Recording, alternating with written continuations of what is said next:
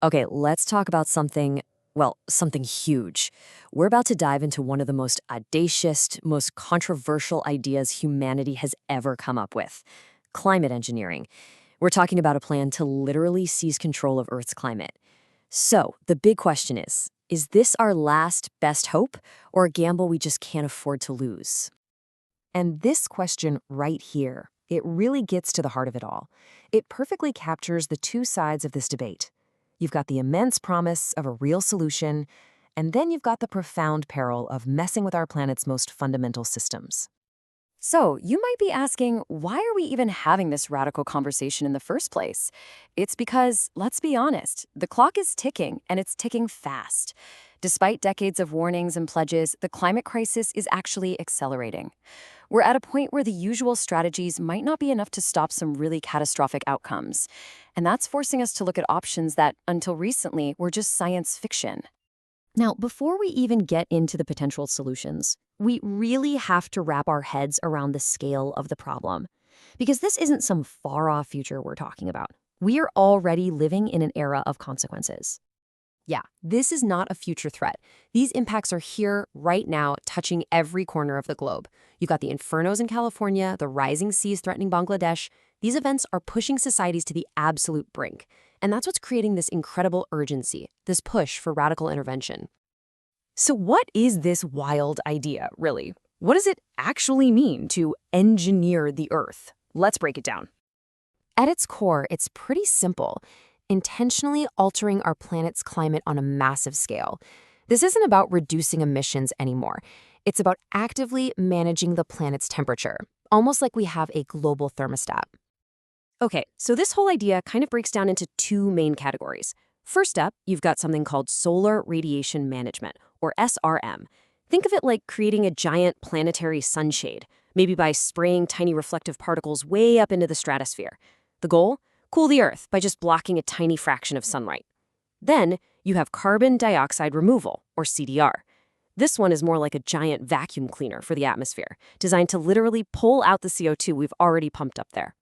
And here's where we get to the really critical trade-offs. Solar radiation management?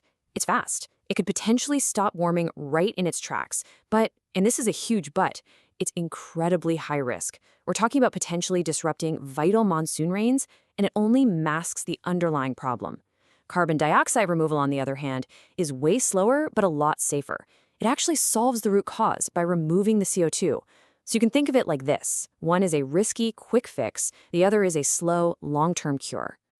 But the moment we start talking about actually doing any of this, we leave the world of pure science and walk right into some of the most profound ethical and political questions our species has ever had to face.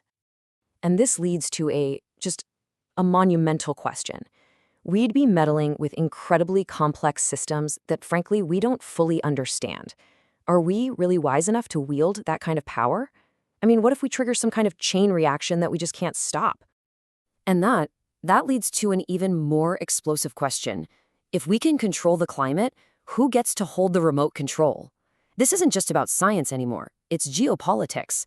A decision made by one country could completely alter the weather for the entire world. And this just reveals a total political minefield. There are no easy options here. You could give it to the UN, which might be democratic but probably way too slow. A coalition of powerful nations could act fast, but that might trigger a global conflict. And the idea of a single private billionaire controlling the world's weather, I mean, that's a scenario straight out of a dystopian movie. So to make this really hit home, let's look at the human stakes. For some people, this is not a theoretical debate.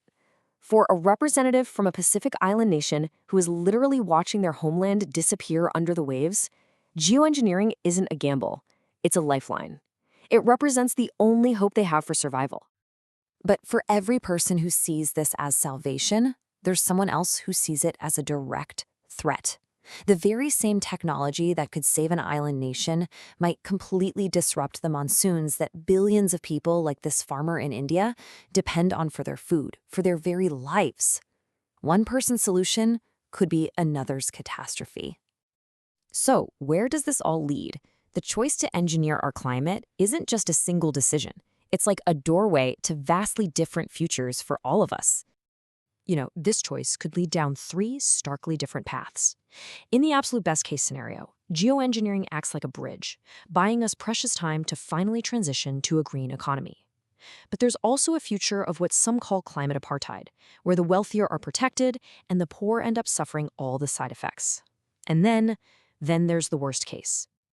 And that's something called the termination shock. Think about it. If we start using a solar shield and then suddenly stop, maybe because of a war or an economic collapse or just political disagreement, all that warming that was being masked would come roaring back with a terrifying vengeance. Temperatures could spike catastrophically fast, creating a world so much worse than the one we were trying to save. And so it all comes down to this, a direct question that we all have to confront. If you had the power right now and you knew it could save billions from famine and displacement, would you push the button, even knowing all the immense, unknowable risks? Ultimately, this is the question that's going to define our time. We now have the power to literally change the sky itself, but our wisdom, well, it hasn't quite kept pace. Whether we choose to be the planet's caretakers or its engineers, that decision is going to echo for generations, and it will be remembered either as our finest hour or our most tragic mistake.